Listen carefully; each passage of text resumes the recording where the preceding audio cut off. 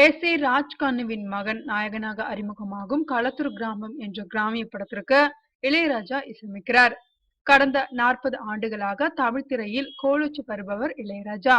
இன்னும் 30க்கும் மேற்பட்ட படங்களுக்கு இசையமைத்து வருகிறார். சமீபத்தில் அவர் இசையில் வெளியான ஷமிதா பெரும் வரவேற்பை பெற்றது. பாடல்களும் பிரபலமாகின.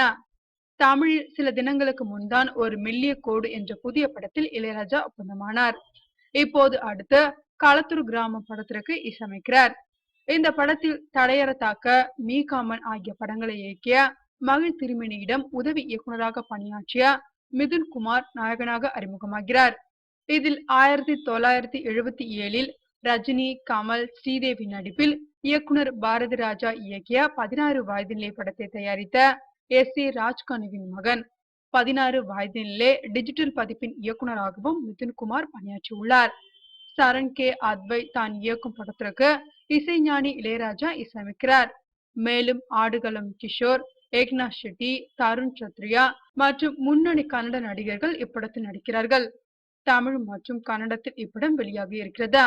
முதற்கட்ட படப்பிடிப்பு தூத்துக்குடி மற்றும் அதன் சுற்று வட்டார பகுதிகளில் நடந்து முடிந்துள்ளது.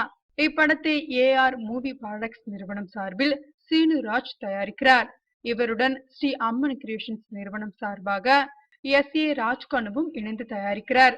ஏ ராஜ்கண்ணுவின் முதல் தயாரிப்பான 16 வயதிலே படத்திற்கு இளையராஜா தான் இசையமைப்பாளர் என்பது குறிப்பிடத்தக்கது.